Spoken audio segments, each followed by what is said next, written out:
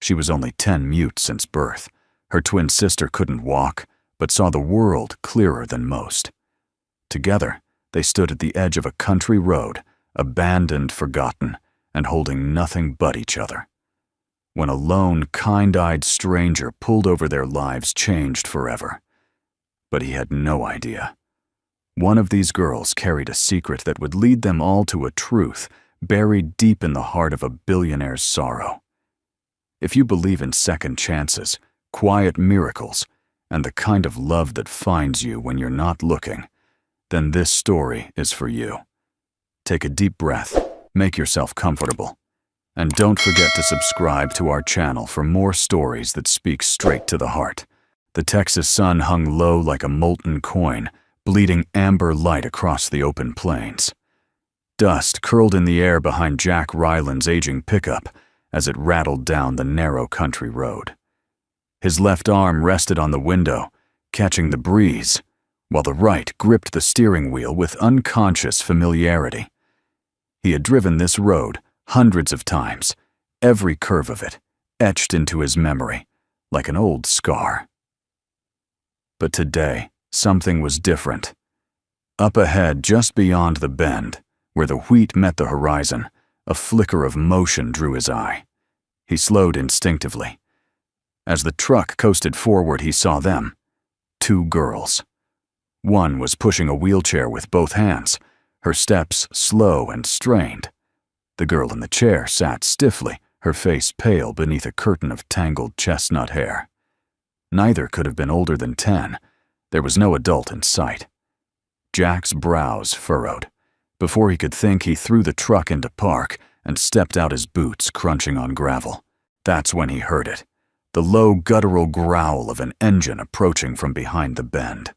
A truck. Big. Fast. And the girls were in its path. "Hey!" he shouted, sprinting forward. The girl pushing the wheelchair looked up wide-eyed. Her lips moved, but no sound came out. She tried to push harder, but her legs buckled. The other girl turned her head toward the sound of the engine. Jack saw it in her face, the panic. She clutched the arms of the wheelchair with trembling fingers. The truck was coming too fast to stop. Jack didn't hesitate. He sprinted, the hot air tearing through his lungs. In a single fluid motion, he swooped down and scooped the girl from behind the wheelchair into his arms. Without stopping, he grabbed the chair by the handle and pulled it alongside him as he dove for the ditch. The roar of the oncoming vehicle exploded past them. A split second later, wind whipping Jack's shirt against his chest like a flag in a storm. The truck kept going, its driver oblivious.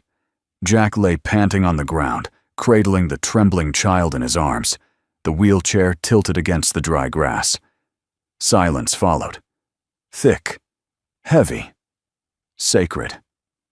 "You okay?" he asked, gently lifting his head. The girl blinked at him. She didn't speak. Her eyes, the soft gray of an overcast morning, seemed to look through him more than at him. The girl in the chair reached for her sister's hand and held it tightly. "She doesn't talk," she said quietly. "Not since she was 4. Jack's gaze flicked to the girl in the chair. Her voice was calm, deliberate, too mature for her age. "And you?" asked. "Are you hurt?" She shook her head. "Just tired?" Jack stood, slowly lifting the quiet girl, as if she weighed no more than a bundle of feathers. He gently placed her back into the wheelchair. The other girl adjusted her sister's sweater, pulling it up over her shoulders with habitual care. Jack knelt before them. "Where are your parents?" The one in the wheelchair looked down. The standing girl hesitated. "We don't really have any. Not anymore." The words hit Jack harder than he expected. "What's your name?" he asked. "I'm Eden," said the girl in the chair. "And she's Willa. Eden and Willa." The names suited them, soft, simple, timeless. Jack exhaled. "Well, Eden and Willa, I don't think I can leave you here by the road." Eden looked up. "We weren't supposed to be here. We were trying to find someone." Jack tilted his head. Willa reached into her backpack and pulled out a folded piece of paper. It was a child's drawing, crude but unmistakable. A small trailer surrounded by pine trees. A woman with long, dark hair. 2 girls holding hands beneath a crescent moon. She came once, Eden whispered. To the place they kept us. She wasn't allowed to stay, but she promised she'd find us again. Jack studied the drawing, the sadness in the lines. Where were you before this home? Not really a home, Eden said softly. They called it a care center. But it was just people waiting for us to go away. Willa nodded, drawing a finger across her lips, then her heart. A sign Jack didn't understand, but felt in his bones. We left last night, Eden continued. We were going to follow the map Willa remembered, but the wheel on her chair broke. We couldn't go any farther. Jack swallowed. The girls had survived the night unprotected, pushing a broken wheelchair along a rural highway. And now they were here, barely standing, hearts full of someone who might or might not exist. It would have been easier to walk away, to call the authorities, to let the system take over. But he remembered how his own son's hand used to fit in his palm, how it felt to lose everything. Jack stood. All right. You're coming with me. Eden's eyes widened. You don't have to. I know I don't, he said. But I'm not going to leave 2 girls with more strength in their hearts than most men I've ever met. He wheeled the chair toward his truck, lifted Willa into the front seat, then folded the chair into the bed. Eden sat quietly beside her sister, her fingers still locked in Willa's hand. As the truck pulled away, dusk settled over the fields behind them, long shadows stretching across the road. For the first time in years, Jack Ryland didn't feel like he was driving alone. The cabin stood at the edge of a thicket, worn but sturdy like its owner. A wraparound porch creaked beneath Jack's boots as he carried Eden's wheelchair up the steps. Willa walked close behind her small hand, gripping the frayed strap of her backpack like it contained the last thread tying her to something safe. Inside the house smelled faintly of pine wood and old leather. Dust motes floated in the amber light that filtered through the kitchen window. It wasn't much, but it was home, at least for Jack. Bathrooms through there, Jack said, pointing to a narrow hallway. You both hungry? Eden nodded. A little. Jack rustled around the pantry, pulled down a jar of peanut butter, and found some crackers. It wasn't a meal, but it was what he had. Eden helped Willa onto a stool at the kitchen counter. She was precise, careful, her every movement anchored by an older sister instinct that seemed to pulse from her like a second heartbeat. Jack watched them quietly. He'd seen a lot of kids in his time. As a former football coach and father, he had learned to read them. But these 2, they didn't move like children who had only known love. They moved like survivors. When Eden finished feeding Willa a few small bites, she looked up. Are we going to stay here tonight? Jack hesitated. That's up to you, if you're comfortable. It's just me and the dog. He's out hunting squirrels, probably. We're not scared, Eden said. I didn't think you were. He brought over a pitcher of water and set it in front of them. I should call someone. Jack added, more to himself than to them. There are laws about this. Eden's face tensed. We've been in places with laws. That's where they hit Willa. Jack froze. What they said, she didn't listen. But she did. She always listens, better than anyone. But she can't talk. So they thought it meant she wasn't trying. His hands clenched into fists before he could stop them. They hit her. Eden nodded slowly. And they called me trouble because I asked too many questions. So we stopped talking. We stopped asking. We just stayed quiet. Jack sat down across from them. Willa's eyes followed him, calm and unblinking. She reached into her backpack again and pulled out a small sketchbook. She flipped to a page and turned it toward him. It was a picture of a girl herself, sitting in a dark room with barred windows. Outside the window, another version of herself waited with a suitcase. The moon watched from above like a guardian no one else believed in. Jack stared at the drawing. It wasn't just good, it was haunting. She remembers everything Eden whispered. She sees it in pictures. That's how she talks. She's an artist, Jack murmured. She's a survivor. Jack leaned back in his chair and rubbed his hands down his face. He knew what the system could be like. The bureaucracy, the overcrowded shelters, the way good intentions too often gave way to neglect. But still, what could he do? Take them in? Pretend the law didn't exist? Or was this one of those moments, the kind you don't plan for? But that shape, you ever had pancakes? He asked suddenly. Eden blinked. What pancakes?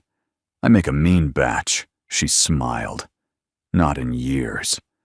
Well, tomorrow morning you'll have the best stack in Texas. Willa smiled faintly, barely perceptible. But it was there. That night, Jack gave them the guest room. He pulled out clean sheets and a quilt he hadn't used in years. The room was small, with a window that looked out over the trees and an old bookshelf lined with books his wife used to read to their son.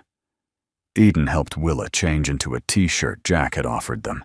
The sleeves draped past her elbows, and she laughed silently, her body shaking with breathless giggles. Jack stood in the hallway listening to them. A sound he hadn't heard in years, the lightness of children safe and alive. As he turned to go back to his room, he noticed something on the floor near the door. A tiny folded paper. He picked it up and opened it. It was a note in a child's handwriting, unsteady and slanted. Thank you for not asking us to leave. We won't break anything. We just want to stay together. Eden and Willa Jack stood there for a long while, holding the note in his calloused hand, eyes stinging for reasons he couldn't quite name. He returned to the living room, poured himself a small glass of bourbon, and sat in the old armchair. The fire crackled in the hearth, faint and comforting.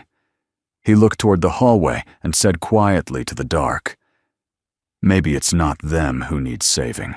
Morning came with the soft hum of cicadas and the golden light of Texas slipping through the blinds. Jack stood over the stove in a plain white t-shirt and jeans, flipping pancakes in his cast-iron skillet, the scent of browned butter filling the kitchen. He hadn't cooked like this in years. The last time he made pancakes, it was for a boy who liked his with peanut butter and bananas, and who'd sat cross-legged on the counter, waiting with syrup already in hand. Jack blinked the memory away. That life was gone. But this morning felt different. Not a replacement, never that. More like a glimmer, a possibility. He heard soft footsteps. Willa appeared, first oversized flannel shirt brushing her knees, sketchbook tucked under one arm. Her eyes met his, cautious but clear. "Good morning," Jack said. "Hope you're hungry." Willa made a small hand gesture, flat hand to mouth, then a little thumbs up. He smiled. "I'll take that as a yes." Eden came in behind her, wheeling herself steadily across the hardwood floor. She was wearing a clean shirt and had braided Willa's hair with remarkable precision. "You're early risers," Jack said, plating up a stack of golden pancakes. "We didn't sleep much," Eden replied, her voice quiet but unwavering. "Too many new sounds." "Yeah," Jack said. "This house has a language of its own." He handed her a plate and watched as Willa slid into the bench beside her sister. She waited until Eden took the first bite before she picked up her fork. It was a subtle ritual, protective, synchronized, unspoken. Halfway through breakfast, Willa reached for her sketchbook. She flipped to a fresh page and began drawing without hesitation, her hand moving swiftly, her eyes glancing up at Jack from time to time. He didn't interrupt. When she was done, she turned the sketch toward him. It was the kitchen, sketched from her seat, the stove, the window, the breakfast table, and at the center of it all was Jack, holding a spatula caught mid-laugh. It wasn't just a drawing. It was a memory etched in real time. Jack swallowed hard. "You're something else, kid." "She draws what she remembers," Eden said softly. "So she doesn't lose it. We've lost too many things already." Jack leaned on the table. "You two ever been to school?"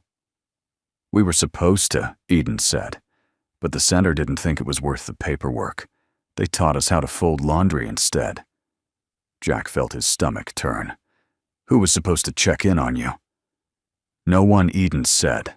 "Or at least, no one who stayed longer than a week. The ones who cared didn't last. The others didn't notice when Willa stopped talking. Or when I started." Jack's jaw tightened. He tried to imagine a world where kids like Eden and Willa were forgotten, swept aside because they didn't fit the mold. But he didn't have to imagine too hard. He'd seen it. His late wife, Sarah, had worked in child advocacy. She used to come home, defeated, eyes heavy with the weight of other people's children, children who slipped through cracks so wide you could drive a truck through them. Jack stared at the girls in front of him. They were brave, but not in the movie hero sense. This was a different kind of bravery, one that came from enduring, adapting, surviving, without losing their ability to care for each other. He stood up suddenly.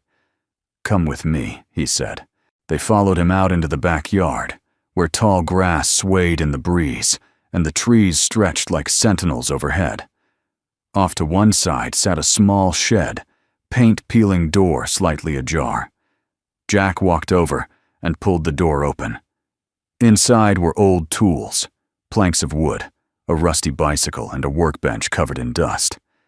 "This used to be my son's place," he said, voice thick. "His project shed.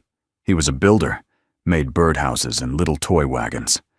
Eden looked around, her eyes softening. "Did he live here long?" Jack paused. 7 years. That's all we got." Neither girl said anything. They didn't need to. The silence between them held more respect than words ever could. "I was thinking," Jack continued, "maybe we could turn this into something for you. A space to paint. Or whatever you want." Willa blinked up at him, then looked around the shed, already mapping it out in her mind. She stepped inside, ran her fingers along the wooden table and nodded. Jack turned to Eden.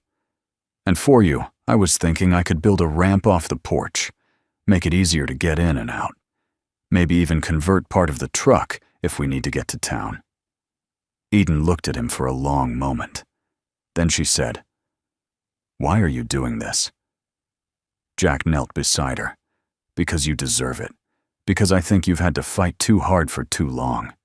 And maybe this is where that stops." Her chin quivered just slightly before she looked away. Jack stood up, clapped his hands. "All right. First things first, this place needs cleaning. You two up for it?" Eden nodded. Willa gave a small thumbs up. And just like that, the day began, not with rescue or charity or a grand gesture, but with 3 people clearing out a forgotten shed, breathing new purpose into old wood, and building something that didn't have a name yet, but already felt like home. That night, as the wind moved softly through the trees, the cabin glowed warm from within. Jack sat alone by the fireplace, a quiet bourbon in his hand, and a familiar ache settling into his chest. The girls were asleep, or at least silent, behind the guest room door. He hadn't heard a sound in hours. He stared into the fire, its orange tongues dancing like memories. On the mantel above him sat a picture frame turned face down. He hadn't touched it in years, until now. He reached for it, hand steady but slow, and turned it over. It was Sarah and their son, Caleb. The photo had been taken 2 weeks before the accident. Caleb was missing one of his front teeth and grinning like it was the greatest thing in the world. Sarah's eyes had been filled with something he hadn't seen since: hope, possibility, the kind of faith that things would work out. Jack's throat tightened. He hadn't cried in a long time. Not when he buried them. Not when he sold off their clothes. Not when the nights got so quiet he could hear the house breathing. But tonight, with 2 girls asleep down the hall, girls who had no right to trust him, and yet somehow did his armor began to crack. He wiped a tear away with the heel of his hand. That's when he heard the softest creak behind him. Turning, he saw Eden. She sat in her chair dressed in one of his old flannel shirts, her hair a mess of waves and loose braids. She didn't say anything, just watched him. "You should be asleep," Jack said, trying for casual. "I couldn't," she said. Too many thoughts. He gestured toward the other armchair.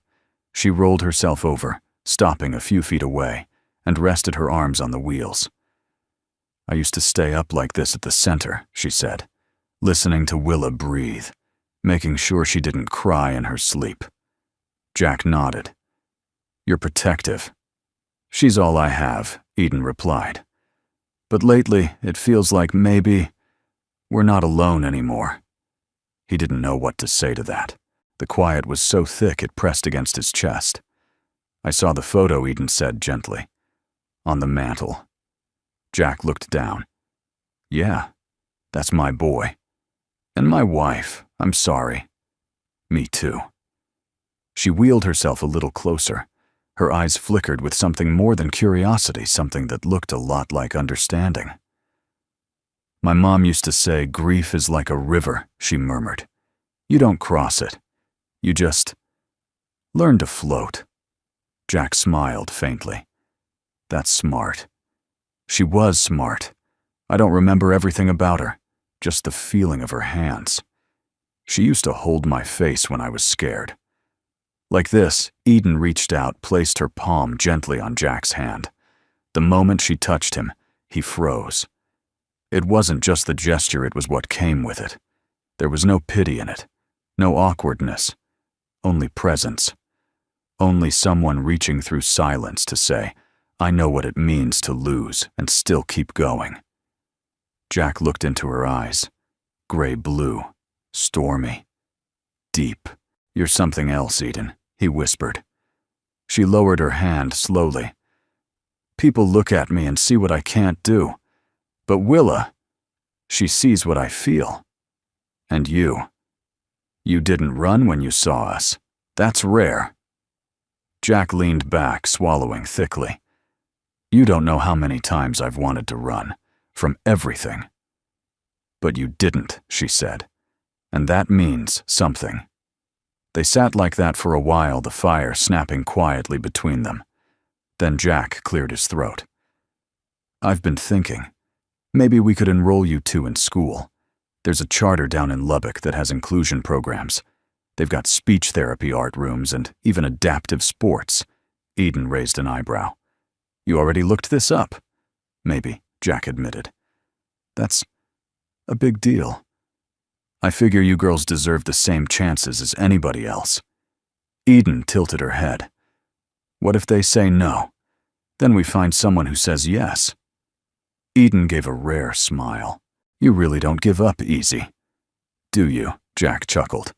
"I try not to." She wheeled back slowly. "You should rest.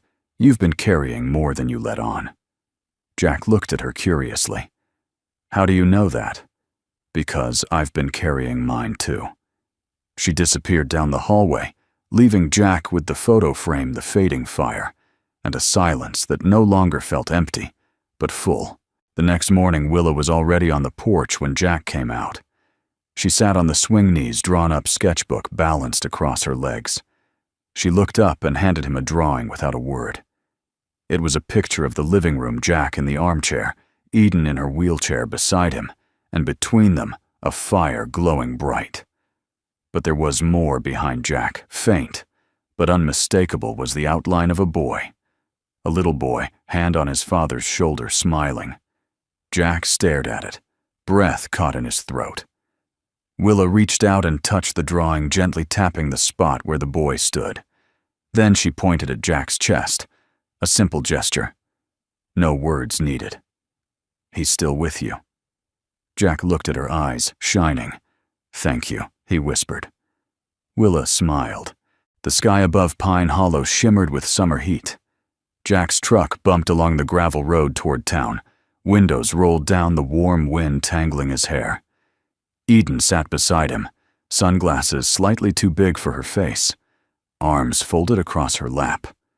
Willa sat in the backseat sketchbook and hand legs curled up, gaze locked on the passing trees.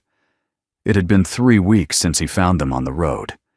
3 weeks since his house, once sealed by grief, had filled with quiet conversations, shared meals, and the sounds of pencil on paper and wheelchair wheels on hardwood. Jack was still adjusting. The girls had adapted quicker than he expected. Eden took on chores without asking. Willa organized the kitchen drawers by color and category. They were efficient, silent, and observant, like they'd learned long ago that taking up too much space came with consequences. Today, Jack was taking them into town for the first time. There was a hardware store stop on the list, and then a detour to the local library. Eden's eyes had lit up when he'd mentioned books. Willa had simply drawn one. As they pulled into the lot behind the store, Jack parked beside a long silver trailer with weathered siding. A clothesline sagged from a nearby tree, dotted with faded shirts and socks drying in the sun. "Someone lives there?" Eden asked. "Yeah," Jack said, stepping out. "Her name's Marla. She used to work with my wife, Sarah, at the county clinic. Nurse, I think. Quiet but kind." Willa was already peering through the truck window at the trailer. Her sketchbook lay open across her knees, pencil hovering just above the paper. Jack helped Eden out and unfolded her chair. As he pushed her toward the store entrance, he noticed something odd. Marla's front door was slightly ajar. A pale curtain fluttered like a breath. No movement, no sound. Inside the hardware store, Jack left the girls in the small reading corner while he grabbed bolts, screws, and a new latch for the shed. When he returned 15 minutes later, Willa had drawn a perfect rendition of the trailer, with a woman standing behind the curtain, watching. "Did she wave at you?" Jack asked, eyeing the sketch. Willa shook her head slowly. Eden glanced at the picture, frowning. "She's been watching us." "She's probably just curious," Jack replied. "But I'll check in on her." Later that afternoon, with the girls inside reading, Jack made his way back down the road toward Marla's trailer. He knocked twice. Nothing. He knocked again. "Marla. It's Jack Ryland." Still nothing. But the curtain twitched. He waited a beat, then turned the knob. It wasn't locked. Inside, the air was warm and smelled faintly of lavender and dust. A single oscillating fan hummed in the corner. On the table sat a half-knitted scarf, a pair of glasses, and most notably, a newspaper clipping with a yellowed photo of 2 baby girls. Jack stepped closer. The headline read, "Twins born in secrecy controversy. Surrounds missing heir rumors." His stomach dropped. Suddenly from the bedroom, a voice cracked out. "You shouldn't be here." He turned. Marla stood in the doorway, thin with graying hair and eyes that looked older than they should have. She clutched the doorframe like it was holding her up. "I knocked," Jack said softly. "I saw the girls drawing. They said someone was watching. Marla didn't deny it. She just looked down." "You know them," Jack said. Not a question. Marla nodded once barely. Her voice was rough from disuse. "They're mine." Jack's breath caught. "You're their mother?" "Yes." He stared at her, heart pounding. "They think you're gone." "I had to let them believe that," she said. "It was the only way to keep them safe." Jack tried to steady his voice. "You want to explain that Marla moved slowly to the kitchen table, sat down, like every bone in her body hurt." "I was 24, she said, working the night shift at the clinic.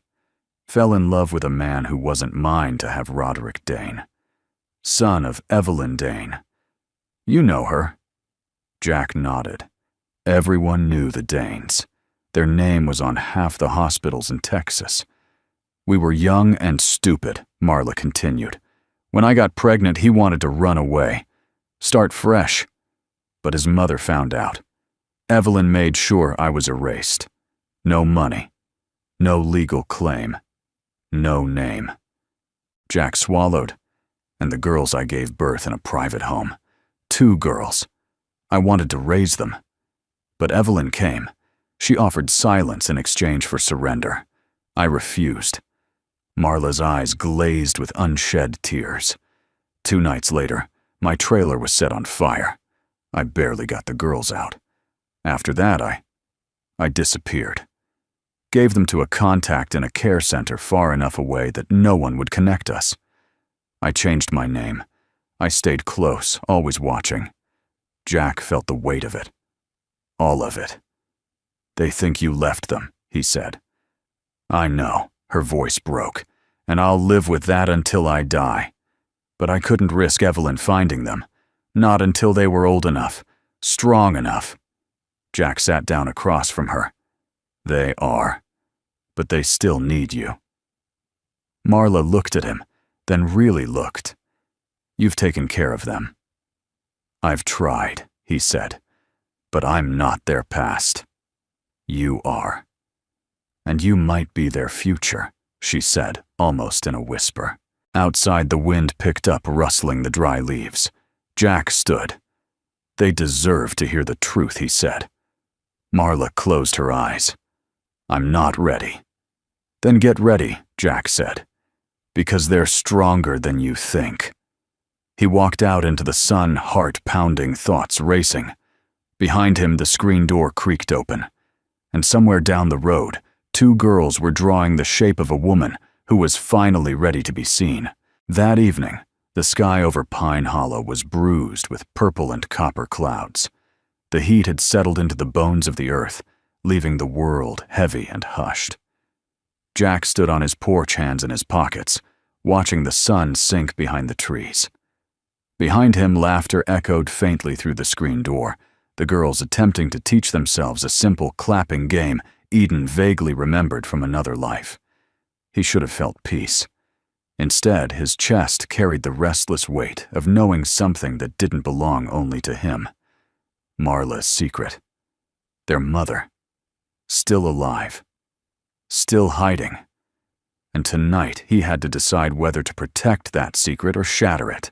Inside the house, Eden sat cross-legged on the floor, her chair tucked beside her. Willa lay on her stomach, chin resting on one arm, while the other scribbled silently across her sketch pad. They looked like sisters, should ordinary safe, full of small moments that make up something close to home. Jack cleared his throat. Can I show you 2 something? Eden glanced up. Sure. He knelt beside them with something wrapped in an old dish towel. He unfolded it slowly to reveal a sealed envelope, yellowed, crinkled hand, addressed in loopy, uncertain script. Eden tilted her head. What is that? I found it tucked into the back of a cabinet in your old backpack, Jack said carefully. I didn't mean to snoop. I was looking for crayons. Willa reached for it first. Her fingers ran across the name written on the front. To Eden and Willa. If the world lets this reach you, Eden frowned. That's my mother's handwriting, Jack nodded. I think it's time you read it. Willa sat up, moving closer to her sister. Eden took the envelope, hands trembling slightly, and slid her finger beneath the seal. The paper inside was fragile, written in faded blue ink. She began to read aloud. My sweet girls. If you are reading this, it means something survived. Maybe not me. Maybe not the story as I'd hoped to tell it. But at least this, my voice. My truth. I never left you because I stopped loving you. I left because loving you loudly would have gotten you hurt. There were people powerful once who didn't want you to exist, let alone thrive. They told me to disappear. They thought fear would break me. But I never stopped watching. I watched you learn to crawl, and later I saw how you helped each other walk, one with feet, the other with heart. I watched your birthdays pass, quietly, alone. I lit candles in trailers, and kitchens, and church pews. You never left me, and I never stopped hoping I would find a way back to you. Please know every day I stayed away. I was loving you the only way I knew how. If I am still alive when this reaches you, I will come. If I am not, find each other. Find joy, and forgive me. Mom. Eden didn't cry immediately. She finished the letter, folded it back into the envelope, and held it close to her chest. Her lips parted, but nothing came. The silence was too big. Then Willa crawled into her lap, wrapped her arms around her sister, and leaned her head against Eden's heart. That broke the silence. Eden's shoulders began to shake. Jack sat beside them, arms crossed over his knees, eyes shining. He didn't speak. He didn't need to. He simply bore witness to the ache that poured from a girl too young to hold so much history and too old to be comforted by lies. After a while, Eden whispered, "Do you think she's still out there?"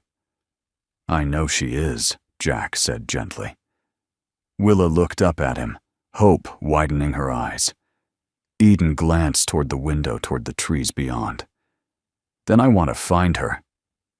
Jack hesitated, and then he told them everything.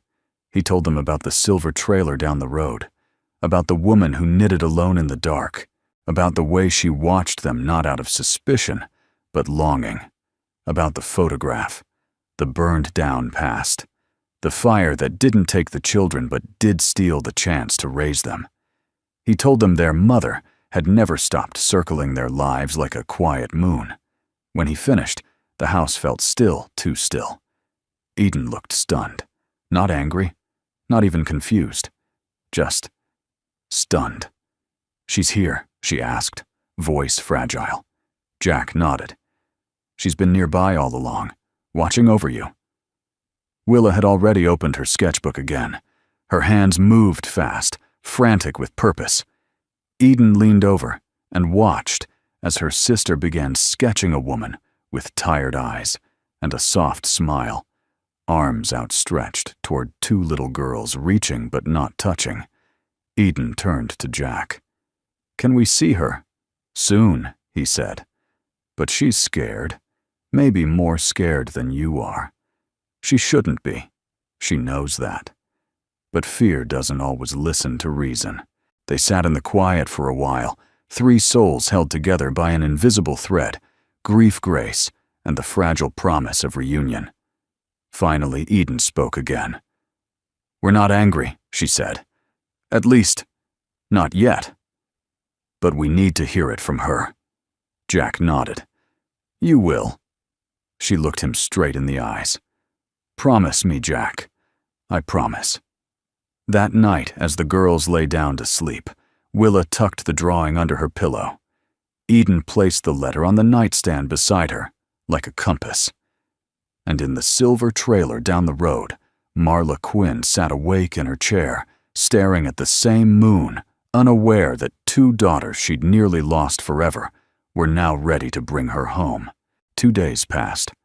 Marla hadn't left the trailer. Jack stopped by once, leaving a warm meal on her porch. She didn't open the door, but when he returned that evening, the plate was gone, and the spoon was washed, set gently on the steps. The girls didn't ask again, not with words. But Jack could feel their unspoken questions in every glance, in the way Eden folded and refolded the letter from their mother, in how Willa's drawings shifted from birds and trees to sketches of unfamiliar women with familiar eyes. They were waiting, and Marla was still running, just in place this time. On the third morning, Jack returned to the trailer and knocked twice. A pause, then the soft shuffle of footsteps. The door cracked open just enough for Marla's face to appear drawn and pale. "I told you I needed time." Jack nodded. "They're not children anymore, Marla, not in the ways that count. They've waited their whole lives. You don't have to be perfect. You just have to show up." Marla stared at him a moment, then stepped aside. Inside the trailer was neat but weary. It smelled of mint tea and old fabric. A dozen photos lined the far wall, pictures of trees, cloud shadows, all from afar. None of people, except one. 2 infant girls swaddled side by side in hospital blankets, their eyes wide, their mouths parted. A Polaroid, time-worn but unmistakable. Marla sat in the chair across from Jack. Her voice was hushed like it belonged in a chapel. I've imagined this moment so many times. What I would say, what they would ask. But now, I can't find the words. Try anyway, Jack said gently. She hesitated, then spoke. I didn't grow up with power or protection. I was raised in small kitchens and borrowed trailers. Everything I had, I earned twice over. When I met Roderick Dane, it felt like a movie. He was soft-spoken kind, not like the rest of his family. We kept it secret for months. I didn't care. I would have followed him anywhere. She looked down, twisting a silver ring around her finger.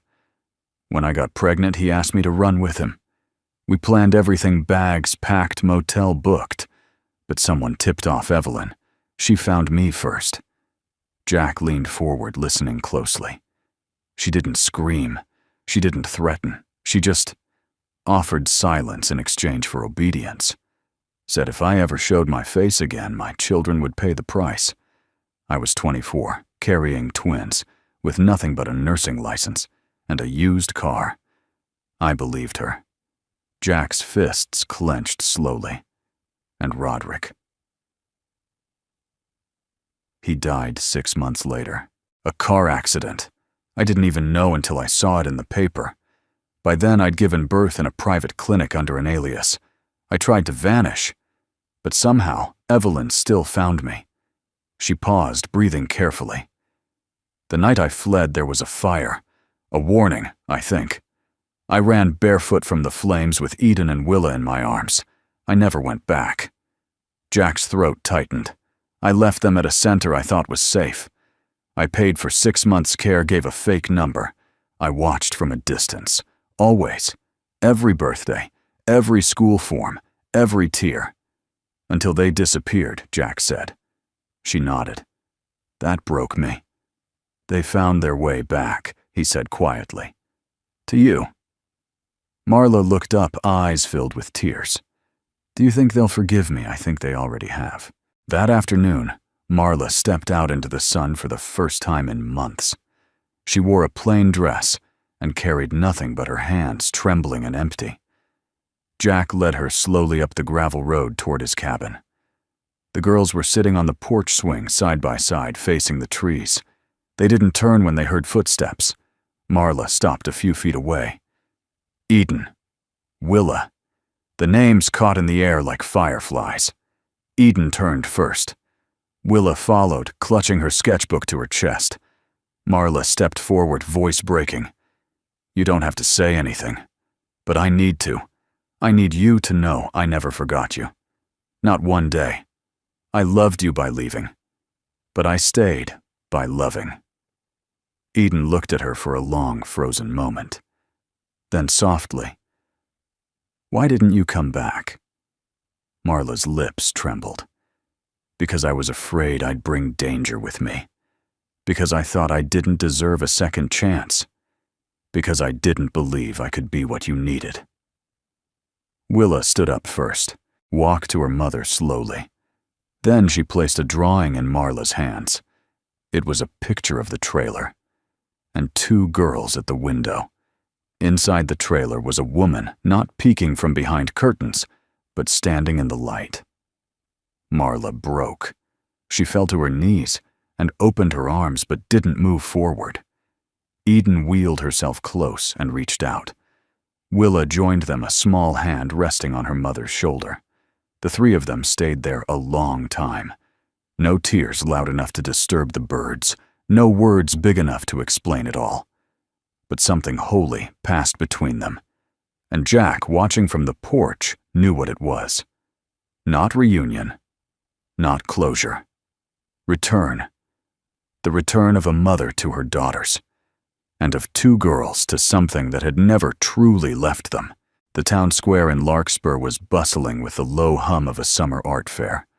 Local artists lined the sidewalk under white canvas tents, their tables cluttered with handmade pottery, woven baskets, and watercolors in worn frames. Children darted between booths, clutching cotton candy and juice boxes, while a folk band, strummed lazily beneath a crepe myrtle tree. It was the first time Eden and Willa had attended anything like this. Jack walked beside them, pushing Eden's chair, while Willa stayed close, her sketchbook tucked under one arm like a secret.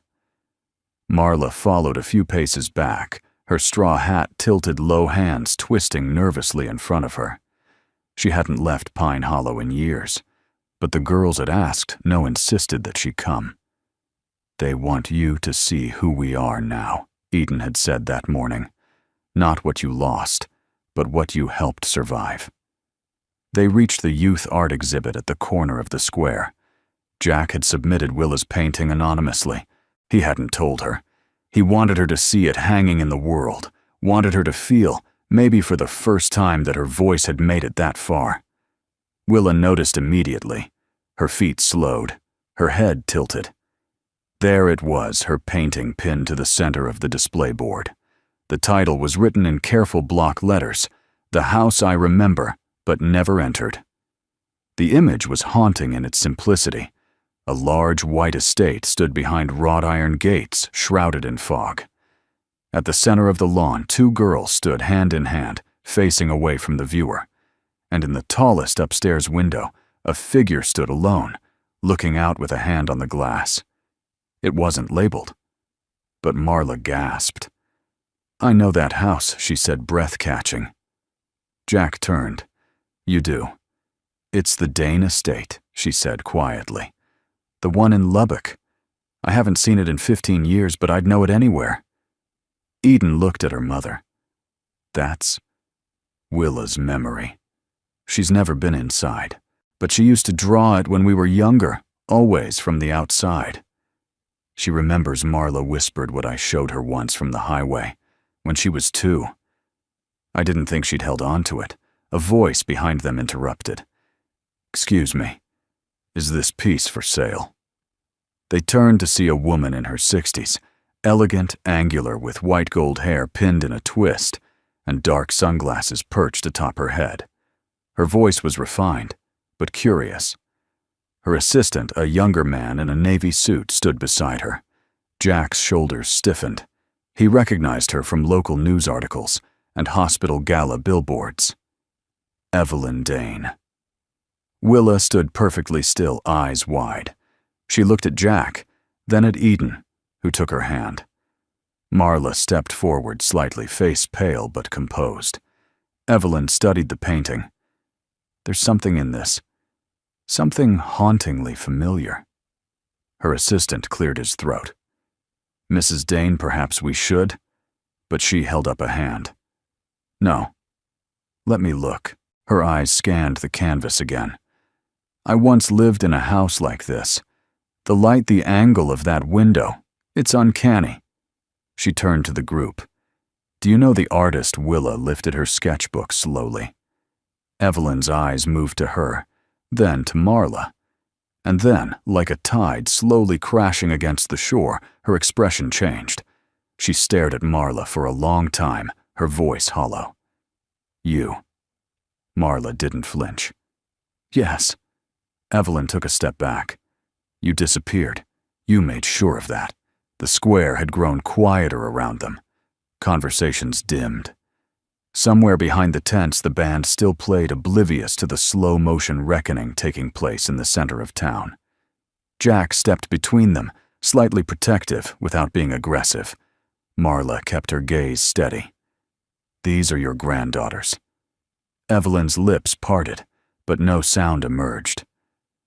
"I didn't come here for drama," Marla added. "I came for truth. And they deserve to know where they came from." Evelyn glanced at the painting again. "How old are they?" Jack said. "They look like him," she whispered. "Roderick loved them," Marla said. "You never gave him the chance to prove it." Evelyn's voice cracked just slightly. "He died before he could." "They lost him," Marla said. "They lost everything. But they didn't lose each other." Willa reached out and took Eden's hand again. For a long moment, no one moved. Then Evelyn turned to Willa and knelt before her. She looked into the girl's eyes too wise, too quiet for 10, and asked a single question. "Did you paint this for me?" Willa shook her head, then opened her sketchbook and flipped to a fresh page. With slow, deliberate strokes, she drew a hand on a window, and two smaller hands reaching up from outside. Then she turned the page sideways so that all three hands touched. Evelyn choked back a sound that was half breath, half sob. "I never meant to erase them," she whispered. "But I did, and now I want to undo what I can." Jack looked at Eden.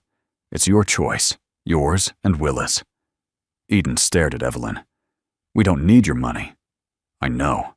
We don't need a name." "I know." But maybe, Eden said softly, "we need to hear you say you're sorry, not just to us, to her." She nodded toward Marla. Evelyn turned to her slowly. "I am," she said, voice trembling. "More than I ever thought I could be." Marla's arms crossed over her chest. "This doesn't erase anything." "No," Evelyn replied. "But maybe it starts something."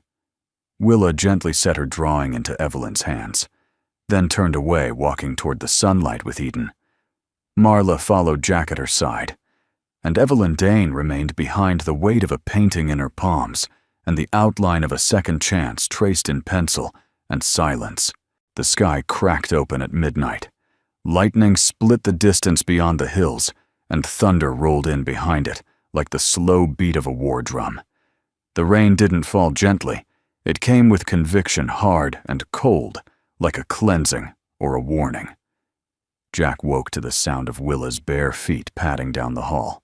He sat up as she appeared in the doorway of his room, breath-shallow sketchbook clutched against her chest. "Willa," he asked, reaching to turn on the lamp. She held up the sketchbook, a hospital bed, an oxygen mask, a heart monitor flatlining. Jack's blood ran cold. "Where's your sister?" he said quickly, swinging his legs over the bed. Willa pointed toward the guest room.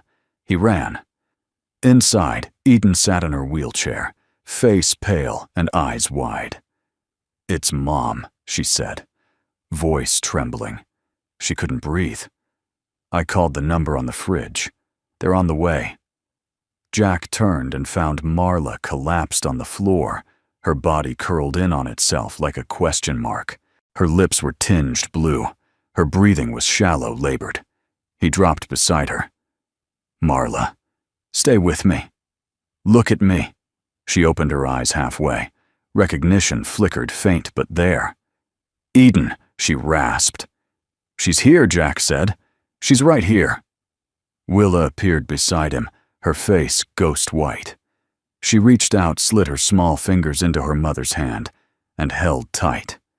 Sirens howled in the distance.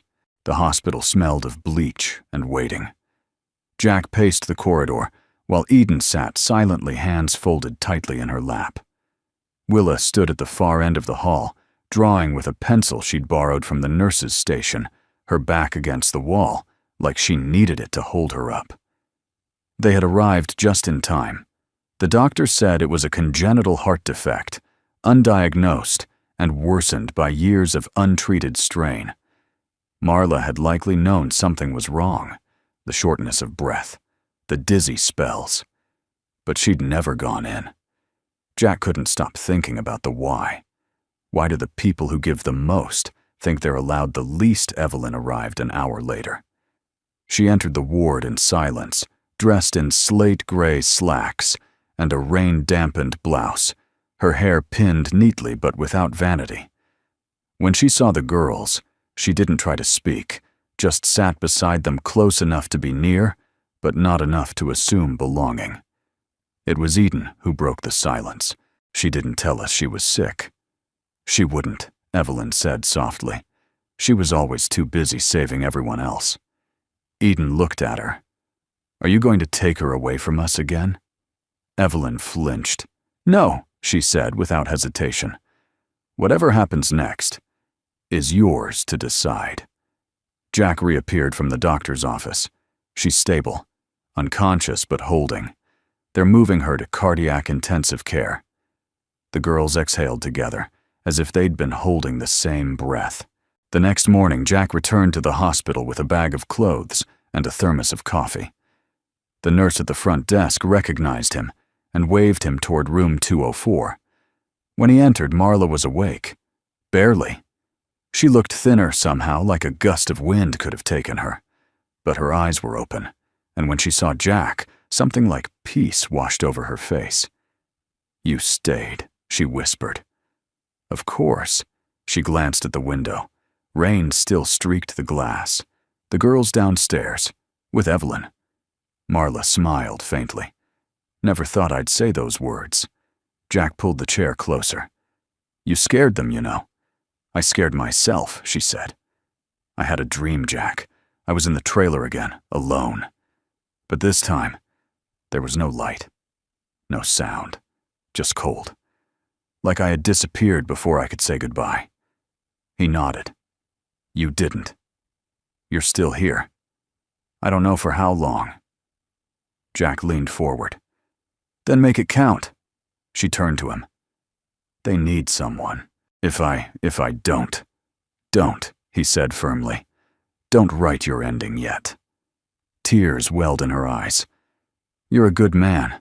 I'm just trying to do right by them." She closed her eyes. "Then maybe that's what makes you a father." That night, Eden and Willa were allowed into the room one at a time. Eden wheeled herself beside the bed and took her mother's hand. Marla looked at her with wonder, like she was memorizing her face. "You grew up brave," she said. "You gave us that." "I left you." Eden shook her head. "You protected us. Then you found your way back." Willa entered next. She didn't speak. She didn't need to. She climbed into the chair beside the bed and placed a drawing on Marla's chest. 3 flowers.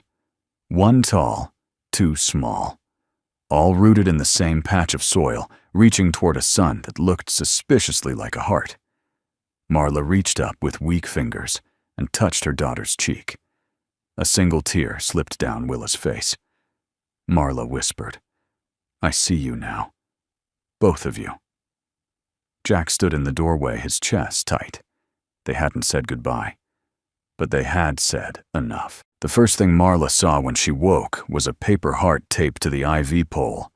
Drawn in red crayon, unevenly folded, it read in block letters, "We missed you before we even knew you were gone. Eden and Willa." It was the kind of message that didn't need polish or poetry, just truth. And that morning, truth was everything. Sunlight streamed gently through the hospital window, warmer now, like even the sky had decided to soften. Marla blinked against the light, her body still heavy, but her heart lighter than she'd felt in years. She wasn't alone anymore. Jack sat nearby, nodding off in a chair, hair-tousled chin tilted to his chest. A disposable coffee cup rested precariously on the armrest. She watched him sleep for a moment, watched the way he breathed, steady and calm. He was the kind of man you didn't see coming until everything was on fire, and he was the one holding the bucket. She smiled faintly. "Jack," she rasped. He stirred, blinking awake. When his eyes focused on her, something flickered in them, something unguarded and quiet. "You're up," he said softly. "Apparently." He stood rubbing the back of his neck. "The girls have been waiting to see you. I told them I'd check first." Marla nodded. "How long have I been here?" 3 days. "You've been in and out." Her eyes widened. 3. "You gave us all a scare." Marla glanced at the window. "I don't want to miss any more time." Jack moved to the door. "Then let's not waste another minute." Down the hallway, Evelyn sat beside Eden in the family lounge, a crossword puzzle forgotten on her lap.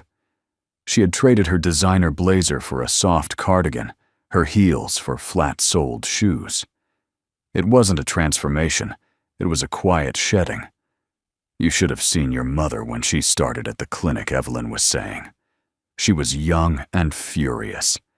The kind of person who couldn't walk past a closed door without wondering who was trapped behind it. Eden tilted her head. Why did you hate her?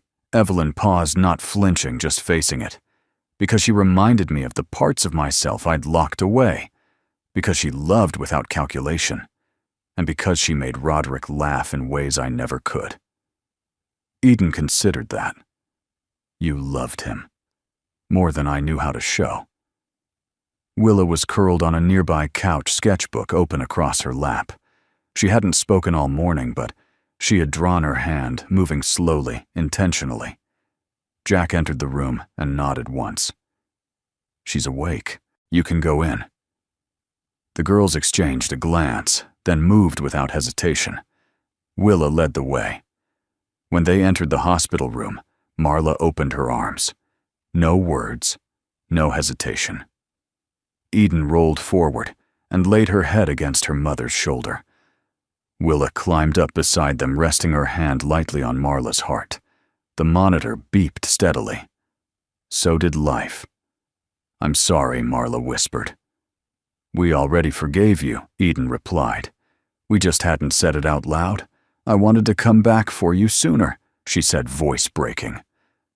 But you did, Willa said softly. It was the first time she had spoken since the hospital. Marla froze, then cried openly, fully, without shame, and her daughters held her like she'd never been gone at all. That afternoon, the hospital let Marla sit outside in a wheelchair under the shade of a white birch tree. Her skin looked pale, but her eyes were bright with life again. Evelyn sat across from her. You could have told me, Evelyn said, about the girls, about everything.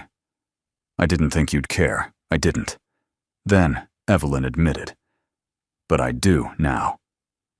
Marla studied her. Why Evelyn looked toward Eden and Willa, who were playing a card game on the grass nearby. Jack knelt beside them, helping reshuffle a messy pile with a patient grin. Because when I saw them, I saw him. Roderick. And I realized I had failed him too. Marla said nothing. I want to help, Evelyn continued. Not just financially. I want to be present. Real. I want to make amends. You don't get to buy your way into their lives. I know, Evelyn said. But maybe I can build my way in. One honest brick at a time. Marla nodded slowly. Then start with listening. 2 weeks later, Pine Hollow witnessed something it hadn't seen in years. Neighbors gathered around the small chapel at the edge of town, where the white paint had begun to peel, but the bell still worked. Wildflowers were tied in mason jars. Folded chairs lined the aisle. Marla walked slowly, arm in arm with Eden, wearing a sky-blue dress and a soft smile that still surprised her in the mirror.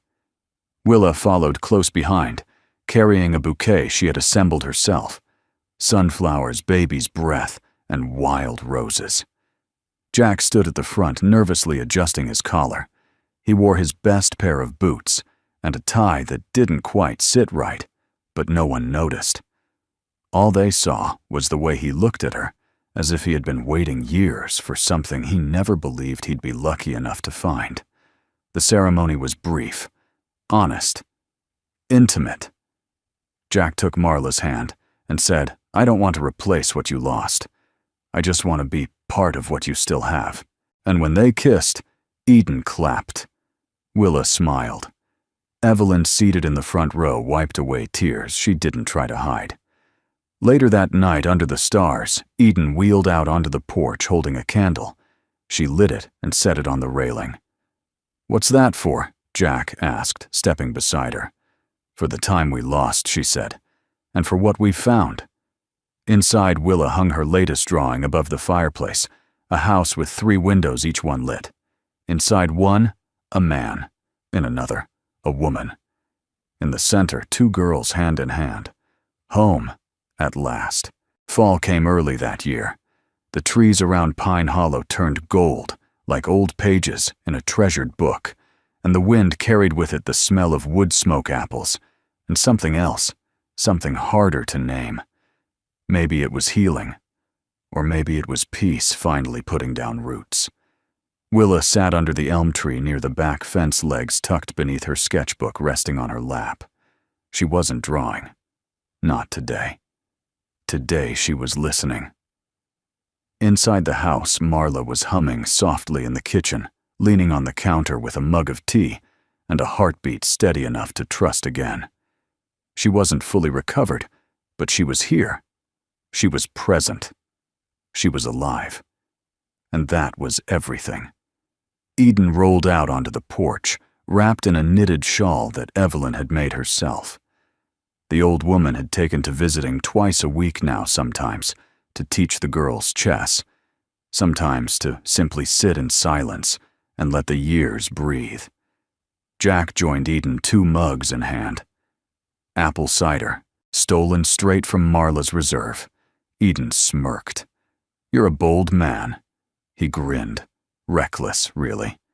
They sat quietly watching Willa in the yard, and the wind scattered a few dry leaves at their feet. "You know," Eden said softly, "she's saying more." I noticed. Not just with drawings, real words, quiet but clear. She started whispering them to me at night. Sometimes names, sometimes memories. Last night she said, "Daddy." Jack's heart skipped. He swallowed. "Do you think she meant me?" Eden smiled at him. Maybe. Maybe not. But she said it with love. Later that week, Jack drove Willa to Lubbock for a follow-up appointment with the speech pathologist.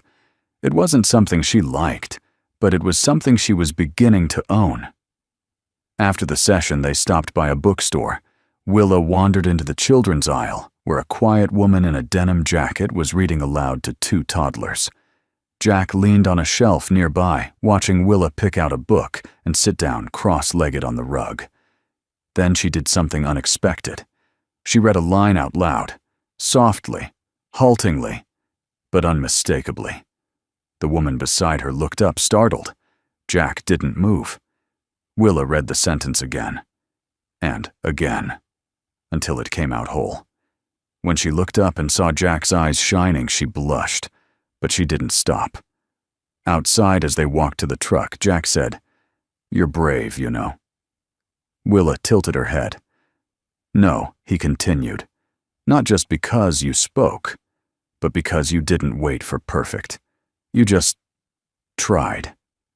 And that's what changes things." Willa opened her sketchbook. Inside was a drawing of a door cracked open, and through it, sunlight. That weekend, the town held its annual autumn festival. This time, Eden helped design the flyers. Willa entered her art in the youth showcase again, only this time she signed it herself. Willa Dane. Jack noticed the name and caught Marla's eye. She gave a small nod. "She asked me last week," Marla said, "if it was okay to use his name." Jack said nothing, just reached for her hand and held it tight. At the festival, Evelyn surprised everyone by sponsoring a small scholarship in Roderick's name for children overcoming adversity through art. It wasn't flashy, just a quiet offering. She didn't make a speech. Instead, she handed the first certificate to Willa, with a handwritten note that simply read, "You are the legacy he never got to live, but always would have chosen." Willa clutched it against her chest like treasure. That night after the festival, the family returned to the cabin under a sky scattered with stars. They sat around a fire pit roasting marshmallows, laughing in half-whispers. Marla leaned into Jack's shoulder. Eden held a thermos of cider in her lap, eyes flickering with light and something more, contentment maybe, or belonging. Willa stood quietly a few feet away, her sketchbook at her side. She turned toward them, the fire behind her, and opened her mouth. "Mom," she said. Marla froze. "Yes, sweetheart." Willa stepped forward. Her voice was small, unsure. I love you." Time stopped. Marla covered her mouth with both hands. Tears fell freely, and she reached out. Willa ran into her arms, then turned to Jack. "I love you too." Jack could barely breathe. He bent down, eyes wet, and whispered, "I love you more than you'll ever know." Willa nodded, then looked up at the stars, and softly, clearly she spoke one last word. Home. The next morning, the drawing appeared on the fridge. It showed a family standing together, Marla, Jack, Eden, and Willa under a golden tree. Above them in Willa's careful script were just 3 words. We stayed found. And for once in their lives, they truly had. Before you go, we'd love to know where in the world are you watching from today. It's always heartwarming to see this little corner of the internet connect with kind souls from all over. If this story touched you in any way, don't forget to subscribe to the channel. We share true-to-the-heart stories just like this every week, filled with hope, second chances, and the quiet power of love. Thank you so much for spending time with us. Until next time, take care of yourself, and never stop believing in the good that still exists in this world.